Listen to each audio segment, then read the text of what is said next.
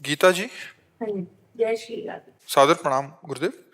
गुरुदेव, प्रभु भक्ति में जब मन लगता है तो आनंद आता है, सुख का अनुभव भी होता है, लेकिन जब दुख आता है तो ये लगता है कि प्रभु ने हमें ये दुख क्यों दिया। मन पीछे हटने लगता है भक्ति से, अपने विचारों सही पर पूछो, नियंत्रण। किसका प्रश्न है? अभी प्रभु की भक्ति का आनंद नहीं मिला। अभी जो आनंद मिला प्रभु की भक्ति करते हुए विषय आनंद मिला, अनुकूलता। समझ रहे ना? अनुकूलता, हमारी चाहत की पूर्ति, विषय आनंद। भगवदानंद नहीं मिला।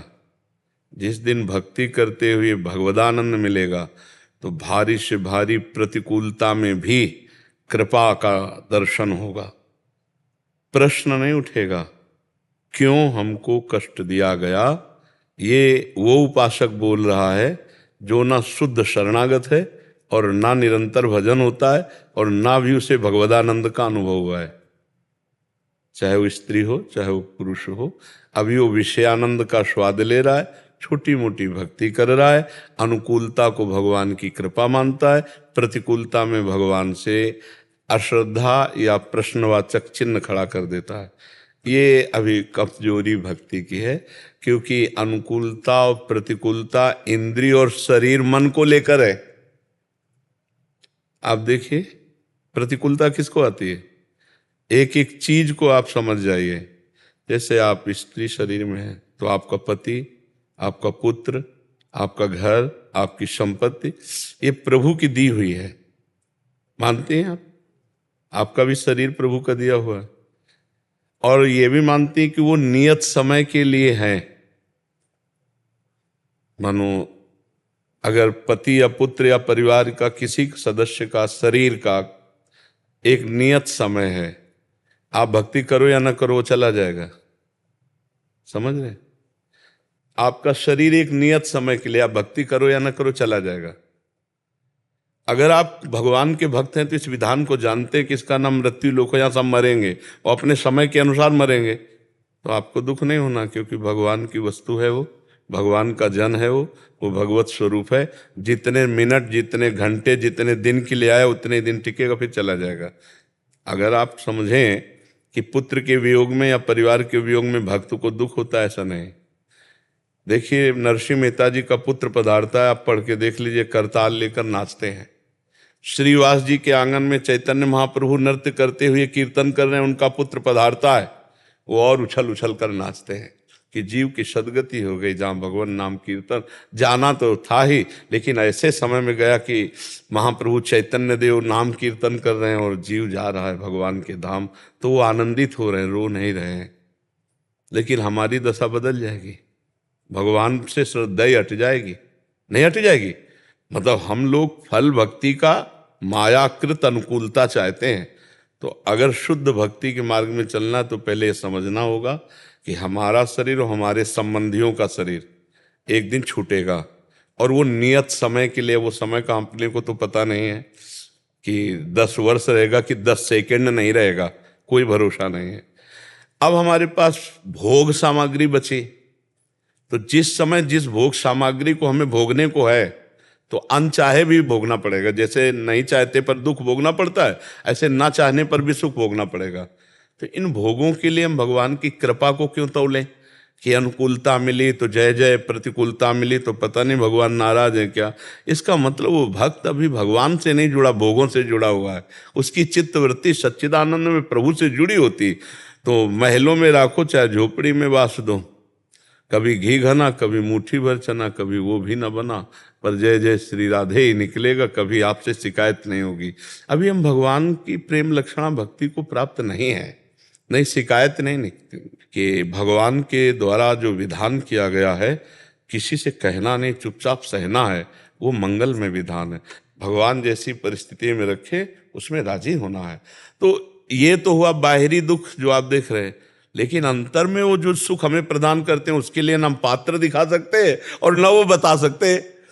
विपरीतता तो दिखा दी आपको कि ऐसी परिस्थिति कि हमें ये इतना, लेकिन वो जो हमको रस पिलाते हैं उसके लिए तो ना हम पात्र दिखा सकते हो ना वो बात बता सकते हैं। तो इसलिए हम कहते हैं कि भक्ति का जब सही सुख मिल जाएगा तो हर दुख एक नया आनंद प्रदान करता है। मेरे प्रीतम के द्वारा पास किया दुख मेरे लिए सब कुछ है। मतलब सुख तो आग लगे उस सुख में जो प्रीतम की स्मृति हटा दे, और जय हो उस दुख में जो हर समय प्रीतम की याद में डुबा दे। ये कुछ अलग मार्ग है। तो हम भगवान से शिकायत ना करें, हमारे ही प्रारब्ध का। देखो भक्ति तो आज आप कर रहे हैं, लेकिन शरीर रचना बहुत पहले हो चुकी है, और शरीर रचना के समय दो कर्मों से होता है, पाप और पुण्य। तो बिना चाहे जब पुण्य का नंबर आएगा ना, तो अनुकूलता, सुख, प्रणाम, नमस्कार, वाह वाह ही सब मिलने लगेगी। और जब पाप का नंबर आएगा तो गाली मिलेगी, अपमान मिलेगा, दुख मिलेगा, विपत्ति मिलेगी, संकट मिलेगी। तो हमें दोनों सहना है। भक्ति तो हम आज नई खेती है, वो पुरानी खेती है। वो जब आएगी तो हमें घबराना नहीं है, हमारे प्रभु हैं ना, उन्हीं में चित्त लगाना है। हमें दुखी नहीं होना। दुखी सुखी होना ये भक्त का लक्षण नहीं है, संसारी पुरुष का लक्षण है। भक्त हर समय आनंदित रहता है, प्रसन्न रहता है। मेरे स्वामी पहला चतुरासी जी के पद की पहली लाइन है, वो जीवन में उतार ले, महान भक्त बन जाएगा। जोई जोई प्यारो करे, सोई मोही भावे। बस ये लाइन, ये भक्त की है। फिर जब सिद्धावस्था उसकी आती है, तब भावे मोहि जोई, सोई सोई करें प्यारे। पहली लाइन अपने को उतार ली, आगे वाली लाइन तो प्रभु अपने आप पूरी कर देंगे। जोई जोई प्यारो करे, सोई मोहि भावे। इसलिए मस्त रहो, शिकायत मत करो। जैसी भी परिस्थिति है भोग लो, और खूब नाम जप करो, जय बोलो। जब तुमसे कोई बोले ना कि बड़ी समस्या है, कहो नहीं बहुत कृपा है, राधा रानी की जय। इसका हम आपको श्लोक बताते हैं, श्रीमद् भागवत में लिखा हुआ है। वो श्लोक का सुसमीक्ष मानो। जब हम प्रतिपल भगवान की कृपा का दर्शन करते रहें, जो प्रारब्ध के अनुसार सुख दुख आवे उसे भोग ले, और हर समय भगवान की कृपा मनाते रहें। जय हो, भगवान की बड़ी कृपा है। तो बोले वो ऐसे परम पद को प्राप्त हो जाता है जैसे पिता की प्रॉपर्टी पर पुत्र का अधिकार हो जाता है। हर समय कृपा देखना, जय हो भगवान, आपकी बड़ी कृपा है, श्री जी की बड़ी कृपा है। बोले पुत्र मर गया, कृपा मना रहे हो? हाँ हाँ, मेरा नहीं था, उनका था, उन्होंने इतने दिनों के लिए सेवा दी थी, अब बुला लिया अपने पास, जय हुआ। पर ये महान भक्त की बात है। साधारण में तो फिर ऐसा लगेगा कि एक ही पुत्र था और उसको भी ले लिया। दोनों तरह के हमने भक्त देखे हैं। एक बहुत अच्छे सुप्रीम कोर्ट के वकील हैं, तो सोचो कितनी संपत्ति होगी, और अकेला लड़का था और पधार गया। तो ऐसे वो बता रहे थे जैसे कोई मतलब गांव की बात हो, क्यों आपका एक ही पुत्र था और ठाकुर जी ने उससे ले लिया, बस अब आशीर्वाद दीजिए कि हर समय भगवान का चिंतन होता रहे। और हंस हंस के बात कर रहे थे। तो हम कहा आपका? बोले जी वो शिष्य है। ऐसे ऐसे बात कर रहे थे मानो कोई दुख नहीं है। क्यों? क्योंकि वो समझ रहे हैं। और एक आए थे तो उन्होंने कहा हमारी अश्रद्धा हो गई है, वो तो केवल हम आपको बताने आए। तुम कहा क्या? बोले हमारा नवीन बच्चा था, हमने कोई अपराध नहीं किया, ना बच्चे ने अपराध किया, भगवान ने उठा लिया। क्यों? हमारी अश्रद्धा हो गई। ये है नास्तिकता की जो अंदर कहीं ना कहीं रेखा थी। अब प्रतिकूलता आई और उसने अपना रूप रख लिया। नहीं भाई, यहां से जाना है, यहां से हमें देखो, भगवान सर्वसमर्थ हैं, लेकिन दशरथ जी की आयु पूरी हो गई, तो भगवान अपनी माताओं को वैधव्य से बचा सकते थे, भगवान ही है, लेकिन नहीं बचाया ना। पधार गए दशरथ जी, राम राम कहते हुए शरीर छोड़ दिया। भगवान जिनके पुत्र हैं तो बचा नहीं सकते थे। अरे कर तुम अकर तुम अन्यथा कर तुम, भगवान है, बचा। लेकिन भगवान वही विधा। देखो भगवान अवतरित हो रहे हैं मथुरा में, कहाँ? जहाँ देवकी वसुदेव हथकड़ियों में। अब इन पर विचार करना चाहिए कि हमारे तुम्हारे कर्म तो मतलब भोग, ये महापुरुष हैं, कहाँ जन्म ले रहे हैं भगवान? अब जब विचार परिस्थिति, अच्छा नवजात भगवान को तत्काल हटा देते हैं कंस के भय से। कैसा मतलब कितना बड़ा दुख का विषय। सोचो इंद्रनील मणि कांति मनोहर लाल जी को, जो अभी बालक प्रकट हुए हैं, उनको अभी हटाना है। बड़ा विचित्र ये सब। तो इस संसार में आने पर, अच्छा फिर इसके बाद वो इतना प्यार ब्रजवासियों से, यशोदा मैया, नंद बाबा, 11 वर्ष से प्रगट लीला में देखो तो चल दिए ना, लौट करके फिर मथुरा से चल दिए तो द्वारिका, और द्वारिका से परम ये दिखाया भगवान ने कि देखो ये मृत्यु लोक की ऐसी लीला है और ये सबको सहना पड़ेगा। इसीलिए अध्यात्म से जुड़कर हम इतने मजबूत बने कि हमें कोई दुख तोड़ ना पावे, कोई मोह, कोई अज्ञान, कोई राग हमें नहीं तो। अच्छा, अब जैसे आपका दिमाग किस निगेटिव भाव में आ गया, कोई रक्षा नहीं करते। देखो इतना देर से हम भजन कर रहे हैं, एक माई थी बोला सब छूट गया हमारा। हम तुलसी जी को जल चढ़ाती थी, शंकर जी को जल चढ़ाती, तो सोमवार व्रत रहती तो हमारा पति मर गया, तो अब हमारी कहीं श्रद्धा नहीं रह गई। देखो श्रद्धा ना रहना ये तुम्हारे अज्ञान की बात है। पति का जाना उसका नियत राइट टाइम है। एक भी श्वास, कोई जैसे आप 50 वर्ष की कमाई में अरबों रुपया कमाया और आप कह दो कि ये अरबों रुपया नाम कर देंगे, एक श्वास बढ़ा दो तो एक श्वास भी आपकी प्लस नहीं होने वाली, पक्का समझो। और कोई लाख उपाय कर ले, एक श्वास भी माइनस नहीं होने वाली। रहुरे जीव निशंक, इसलिए निर्भय हो जाता है जब ज्ञान हो जाता है ना। अच्छा, जाना तो सबको है, कोई तैयार हो रहा है, कोई जन्म ले रहा है, किसी का विमान तैयार हो रहा है, रस्सी से कसा जा रहा है, और किसी के यहाँ थालियां बज रही। ये भगवान का खेल चल रहा है। तो इसलिए हमें अपनी भक्ति को बहुत पुष्ट रखना है। हमारा जीवन भगवान के लिए है, हमारा परिवार भगवान का है। अब आना जाना तो इसमें लगा ही रहेगा। अब हमको अपनी भक्ति नहीं छोड़नी, ये जन्म हमें बर्बाद नहीं करना। अगर इस जन्म में भक्ति कर ले गए तो फिर भगवान की प्राप्ति हो जाएगी। मानव देह भगवान की प्राप्ति के लिए आना जाना है तो लगा। और देखो हम आपको सच्ची बताएं, केवल अज्ञान की बात है, नहीं तो पत्नी का अगर स्वार्थ बिगड़ जाए तो पति की हत्या कर दे, पति का स्वार्थ बिगड़ जाए तो पत्नी की हत्या कर दे, पुत्र का स्वार्थ बिगड़ जाए तो पिता की छाती में चाकू मार के फाड़ दे, और पिता का स्वार्थ बिगड़ जाए तो पुत्र को जहर खवा दे। ये आप सब देख रहे हैं ना चरित्र। और अगर भगवान समय से ले लिए तो तुम्हारी श्रद्धा जा रही हो, तुम ले लेते हो। तुम्हारे स्वार्थ बिगड़ जाए तो आप देखो ना, जरा संसार में फैल के देखो, भाई भाई को ट्रैक्टर से रौंद रहा है, मार डाला, भाई भाई को गोली से मार रहा है। ये सब स्वार्थ का खेल हो रहा है। अब हमारा स्वार्थ है जब कोई मरे और उसके प्रति वो रो रहा हो, तब गौर से शब्द सुनना, वो उसके लिए नहीं रो रहा है। वो कह रहा है आज तक जो हमने कहा सब, तो उसकी छाती में हाथ मारा, आज तक जो हमने कहा वो सब पूरा किया, अब कौन करेगा, इस बात के लिए रो रहा है। महाराज जी, एक ऐड आती है पॉलिसी उसकी इंश्योरेंस की, तो वो पत्नी अपने पति तो कहती, तुमने इंश्योरेंस नहीं लिया तो मैं क्या करूंगी अब।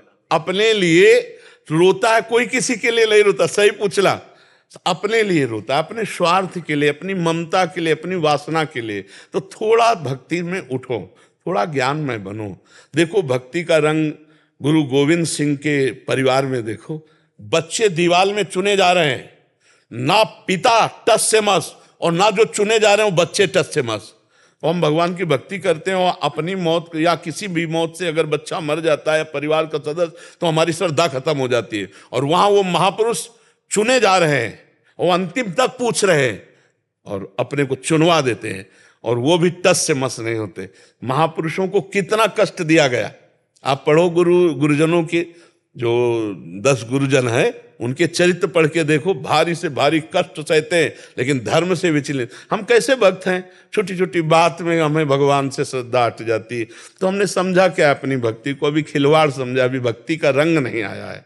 तो हम ऐसे सुदृढ़ भक्त बने भगवान के चरणों का आश्रय लेकर, कि हम सब कुछ सह सके पर भगवान को न छोड़ें, क्योंकि आखिरी जन्म होना चाहिए।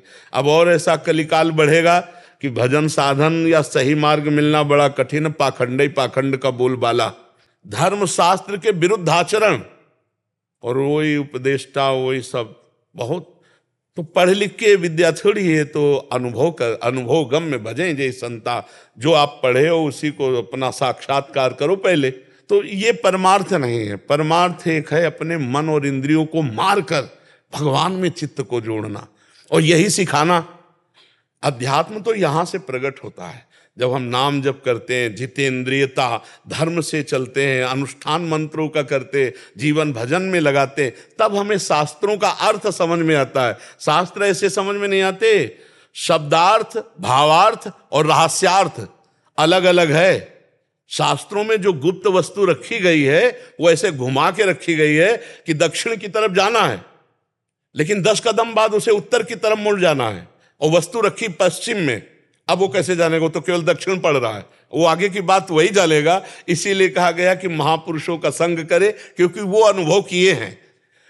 प्रथम सुने भागवत भक्त मुख भगवत बानी, भगवत बानी भक्त मुख, जो भगवान का भजन करते हैं भगवान उनको रास्ता बता देते हैं। हमारी वस्तु ऐसे रखिए, पहले ऐसे जाओ, फिर ऐसे मुड़ो, फिर ऐसे, तब वो अनुभव गम में भजें जय संता।